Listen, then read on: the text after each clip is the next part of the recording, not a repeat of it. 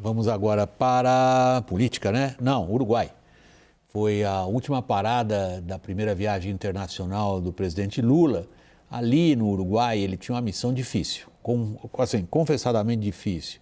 É destravar um acordo comercial entre o Mercosul e a União Europeia e, ao mesmo tempo, evitar que o Mercosul entre numa situação ainda mais difícil que já se encontra por conta das tratativas do Uruguai para um acordo de livre comércio com a China.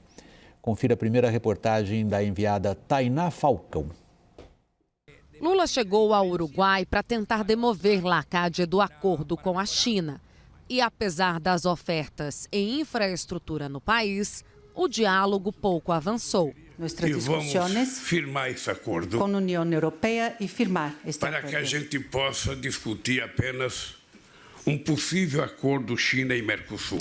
Mesmo com essa conversa inicial, o presidente uruguaio Luiz Lacalle Pou disse que manterá as negociações com a China por um tratado de livre comércio, que, na visão dos outros países membros do Mercosul, pode causar o desmonte do bloco.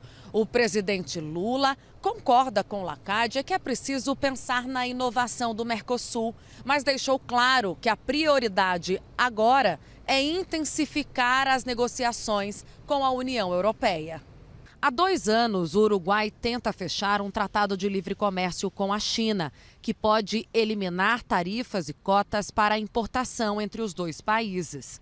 Com isso, produtos chineses poderiam chegar ao Uruguai com taxas de importação menores do que as praticadas no Mercosul.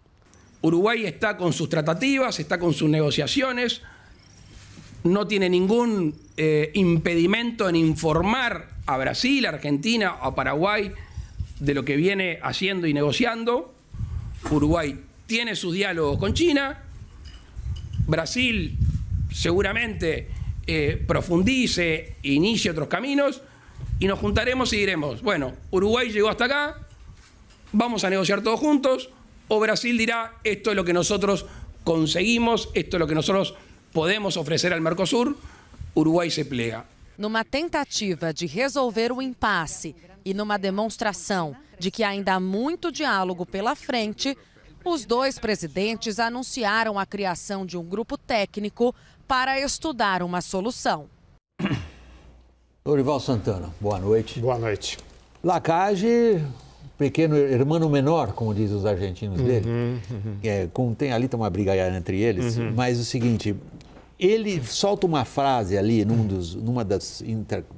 dos diálogos que ele tem com Lula, via tradução, ele solta uma frase, ele diz, nós vamos ser flexíveis, modernos e abertos para o mundo. Era evidentemente uma provocação.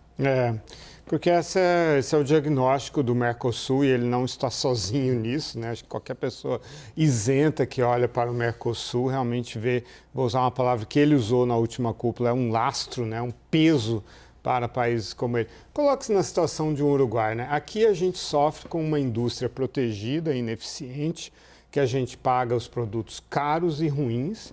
Sempre que a gente viaja, a gente volta com o máximo de coisas que a gente pode comprar, porque a gente tem essa indústria que não concorre de igual para igual com as outras indústrias. Bom, pelo menos aqui se geram empregos para alguns brasileiros, se geram receitas, se geram impostos. Agora, você está em outro país, um país pequeno, submetido a essa indústria do Brasil e da Argentina também, né? Então, é óbvio que ele quer se abrir e a visão, por exemplo, hoje conversei com Marcel Vallant, que é uruguaio, especialista em Mercosul, trabalhou a vida inteira com isso, foi inclusive da secretaria, ele disse, o Mercosul não é uma união alfandegária, é uma zona de livre comércio, assim como o NAFTA. Dentro dela. Dentro dela. Então não há por que não poder fazer acordos bilaterais, como o México fez fez 13 acordos bilaterais com 50 países. E, aliás, o Uruguai fez com o México, mas precisou de um waiver, de uma concessão do Mercosul. Aí, conversando com uma fonte brasileira que também acompanha isso há muitos anos e que estava lá, falou, olha, a gente aceitou o México porque está dentro da dinâmica regional. Agora, China é outra história, né? E falaram assim, E aí o Marcel Valente falou também, olha, e não tem essa de que vai inundar o Brasil e a Argentina de produtos chineses, porque a tarifa zero é para os produtos de origem do país membro, não de um terceiro país. Aí essa fonte brasileira diz, sim, mas a indústria brasileira está preocupada com a possibilidade que entre irregularmente e tiraria então a fluidez do comércio para tentar controlar tudo isso, né? Mas no fundo eu volto à sua questão, quer dizer, o problema central é que o Mercosul pratica uma tarifa externa comum absurda, exorbitante, totalmente fora da realidade, caiu de 13% para 11,7%, quando a média da OCDE é 4%. Como é que você vai negociar um acordo com qualquer país desse jeito e ainda não tem a liberdade para fazer acordos bilaterais? Bom, William, o Lorival tocou no ponto, porque a questão toda é o Mercosul ser uma união aduaneira. O que significa ser uma união aduaneira? Você tem que praticar a mesma tarifa de importação entre os países. E isso é um acordo político, porque os 4 países têm que tomar sempre essas decisões em conjunto. Eles estão abdicando de uma certa soberania para fazer isso. Só que na prática isso não existe, né? Então, existem tantas exceções. Então, é uma união aduaneira mambembe. A gente pode usar essa expressão. Ela é um queijinho suíço, ela é toda furadinha. E isso favorece a posição brasileira, que é o maior país. O que o Uruguai quer? Ele quer sair dessa posição. Ele quer aumentar a exportação dele para a China.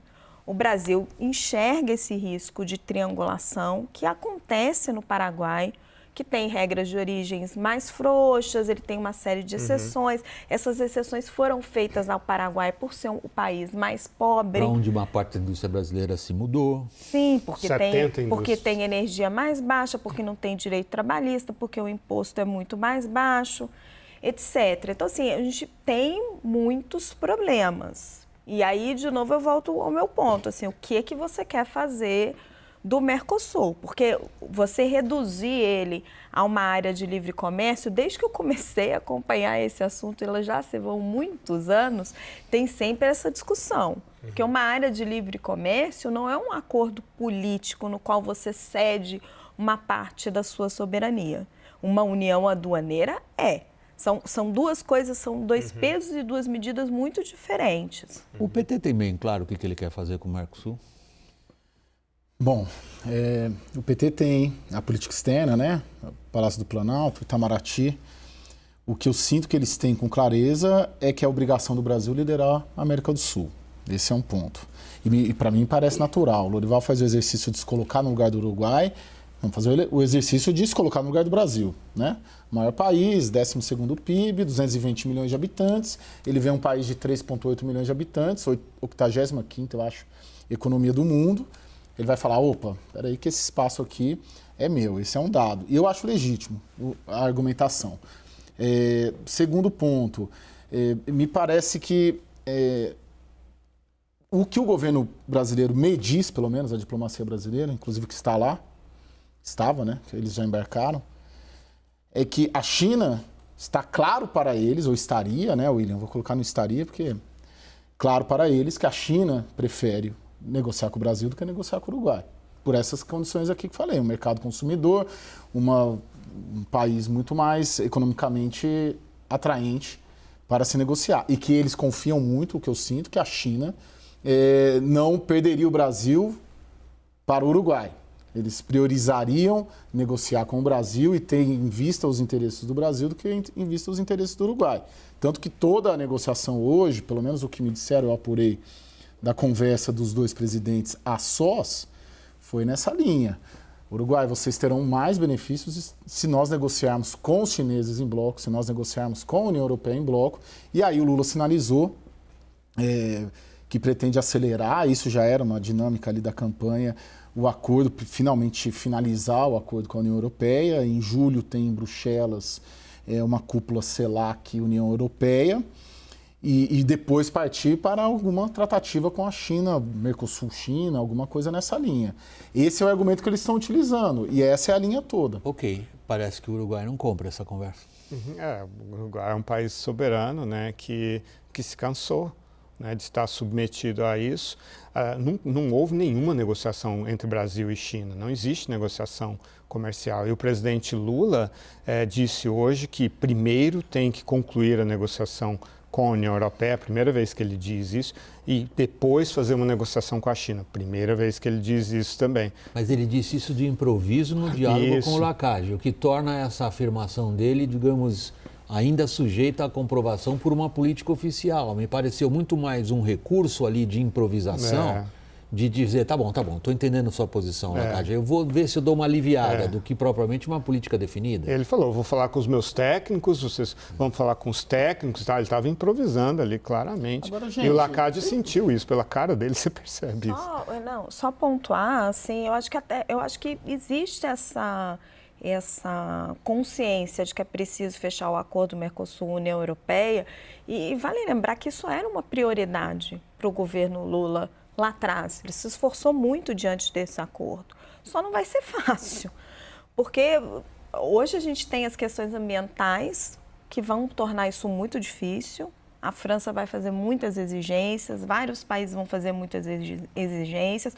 Quando o Lula, espertamente, coloca o acordo Mercosul-União Europeia antes de qualquer tipo de negociação com a China, ele está colocando uma enorme de uma pedra aí no meio deste caminho, que vai tornar tudo muito difícil. E ele disse que quer rever, né, Raquel?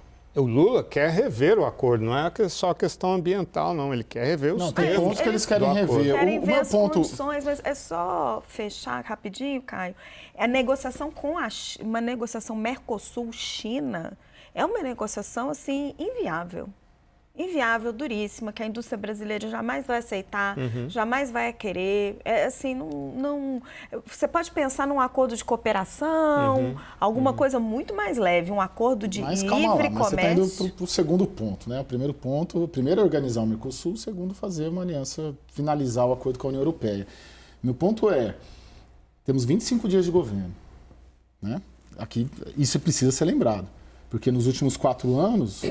não houve nada em termos de América do Sul, América Latina. Não é verdade. Não, é verdade. Houve redução da tarifa externa comum. Não, tudo bem. Mas não teve...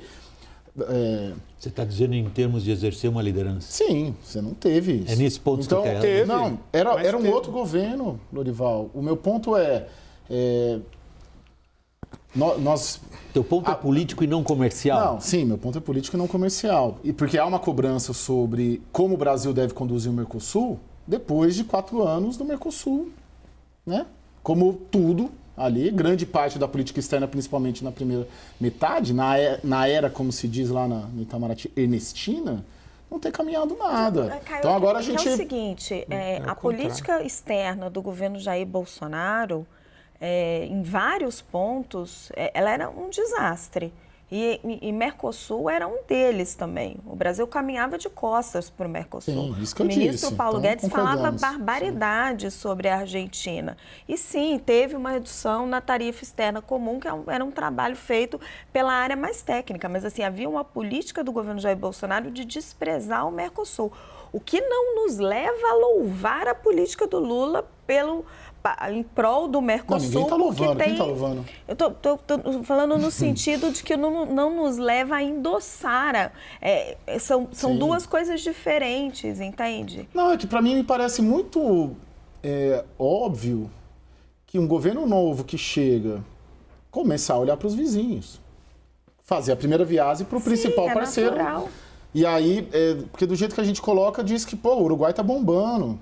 Né? O Uruguai está certíssimo em todas as questões, em fazer um acordo. Poxa, eu acho louvável que tente-se reestruturar o Mercosul depois de 4 anos ter virado as costas para o Mercosul. O que me parece em relação ao Uruguai é baseado num princípio muito simples. Ele tem bem claramente definido quais são os seus interesses. Se eles são bons ou ruins é outra história, mas ele está definido para ele quais são os seus interesses e o que atrapalha os seus interesses. Fica muito claro hoje no pronunciamento do presidente do nosso vizinho Uruguai que o que atrapalha ele é o Mercosul. Isso impõe a Lula, a Fernandes, uma decisão. Como é que eles vão tratar os interesses do Uruguai? Como é que isso pode ser acomodado? Mas a decisão maior, e essa foi minha primeira pergunta a você também, está claro nessa proposta do Lula de voltar a ser, eles não podem falar isso em público, porque isso dá uma série de problemas, mas do Brasil voltar a ocupar uma posição de liderança nessa parte do hemisfério, o hemisfério da América do Sul, fazendo o quê para conseguir o quê em relação ao Mercosul? Está claro? Olha, o Marcel Valem me disse hoje o seguinte: o Mercosul é um pacto protecionista entre o Brasil e a Argentina. E isso estava, agora sou eu que estou dizendo, isso começou a ser desarrumado com o Bolsonaro e o Macri, quando então houve esse compromisso de redução da tarifa externa comum, que é muito importante. Não é verdade que o Mercosul estava parado, pelo contrário, é a primeira vez que o Mercosul se mexeu na direção que precisa se mexer, porque 13%, meu amigo, você não negocia nada com ninguém, então vai ficar só esses 4 países aqui fazendo comércio entre eles. Era isso. Mas se tem Uruguai querendo fechar acordo com a China, como que se mexeu? Porque a tarifa externa comum é muito alta, é por isso então que se não mexeu dá... para trás, ou negativamente. Não, explodindo. Não. Se mexeu contra os interesses do bloco. Não, reduziu pouco. Se quando volta o governo anterior, e aí você tem um dos 4 países quase fechando um acordo com a China, e o que o governo de plantão diz, poxa, me dá um tempo para tentar melhorar a vida, é porque o que foi feito antes afugentou os países minoritários do bloco. O ritmo é muito lento de redução da TEC. Esse é o problema do Uruguai. Essa é a posição do Uruguai. E ele olha agora e fala, bom, agora de novo temos um Brasil e uma Argentina protecionista e isso não vai andar. Então, mas é por isso que eu queria voltar no meu ponto. O que esses países querem para o Mercosul? Porque claramente o que o Uruguai está demonstrando é, quero sair do Mercosul. Porque se eu vou fechar um acordo de livre comércio com a China, por mais regra de origem que se coloque, a gente sabe o quanto que essas coisas não são respeitadas. Ele não quer mais estar dentro de uma união aduaneira, o máximo que ele quer para o Mercosul é uma zona de livre comércio. E o Lula, quando chega lá e faz promessas também vagas, que não tem assim nenhum tipo de consistência. É porque ele improvisou, né? Improvisou. Não resolve o problema do Uruguai e não resolve esse problema de fundo que você está colocando, que é o problema do protecionismo do Mercosul. Também não existe um esforço de Brasil e de Argentina para reduzir as tarifas de importação do Mercosul e abrir o Mercosul de forma competitiva para o mundo. Brasil e Argentina também estão dizendo que não querem mais o Mercosul da forma como ele deveria ser. Então, este é o meu ponto. Esses países, eles querem o Mercosul, eles têm um compromisso com o Mercosul? Para mim, parece que não. Nem os uruguaios, nem os brasileiros e os argentinos. Você trouxe à mesa aqui, numa das nossas mais recentes rodas, Caio, uma visão de dentro do PT, segundo a qual o problema é a China. Não é o Mercosul, não é o Uruguai, não é o Fernandes, não é a esquerda na América do Sul, com a qual se pode eventualmente convergir nessa ou naquela questão. Mas o problema é como enfrentar a extraordinária expansão da China para cima também das áreas tradicionalmente áreas sob influência brasileira. Leia-se Uruguai. Como é que está andando essa reflexão dentro do PT? Bom, tudo que aconteceu essa semana, nessa viagem do Lula, tinha a China por trás, né? A gente pode colocar isso. E é interessante que quando você conversa com a equipe econômica, é China. Com a diplomacia, é China, é só China, só se fala na China. Então, como está se colocando? Dessa maneira. Eu tenho uma pequena divergência da Raquel de dizer, pô, promessas vagas.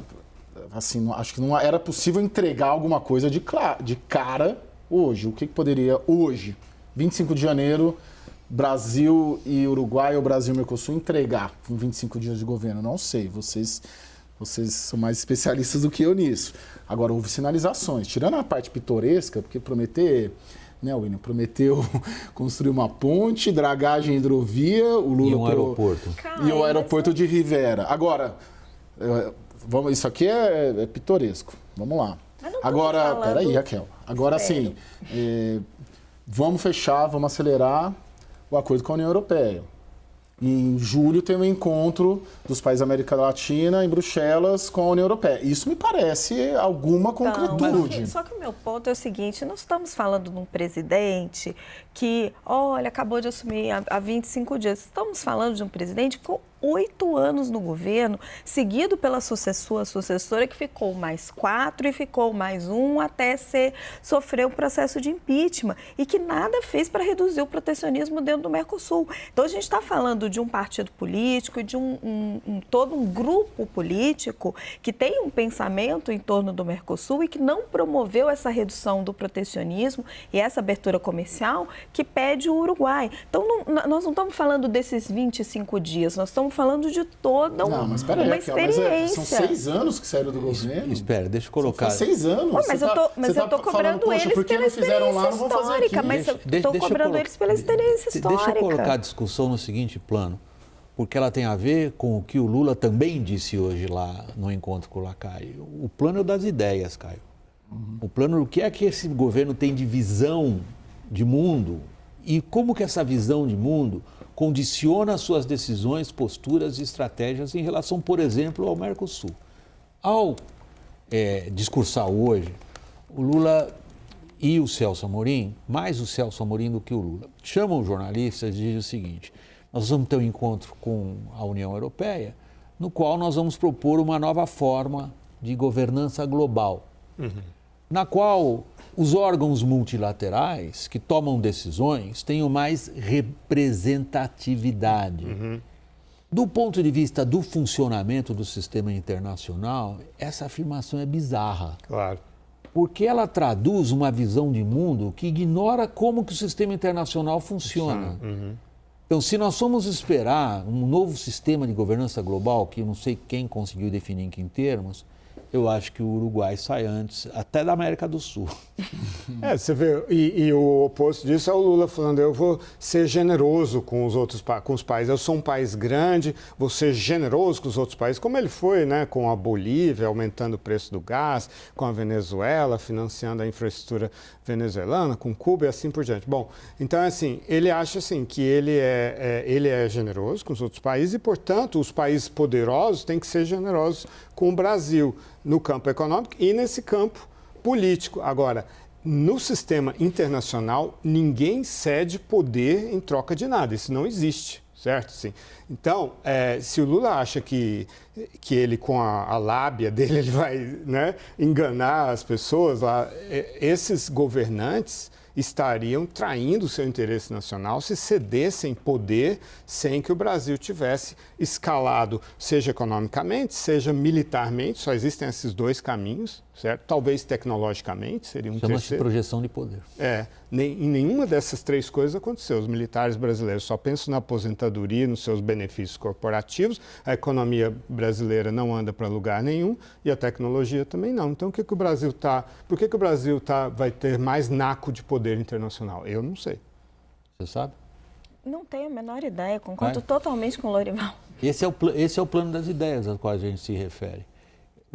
Você tem um ponto muito forte no qual você reitera, que diz: gente, nós estamos cobrando aos 25 dias de um governo algo que talvez seja prematuro. Estou interpretando você corretamente, Caio? Isso aí, sim. É isso aí. Quer dizer, o nosso ponto é outro, é dizer: desculpe, o que nós estamos cobrando é o exercício de uma visão de mundo. E como que essa visão de mundo condiciona as decisões de política externa imediatas? Aí não tem problema de 25 dias, é saber no que se acredita. Não, sim, eu concordo contigo na parte de governança, que são platitudes. A minha divergência é que se a diplomacia brasileira não entregar nada concreto nos próximos 6 meses ou neste ano para o Uruguai vai sair. Então, você tem um limite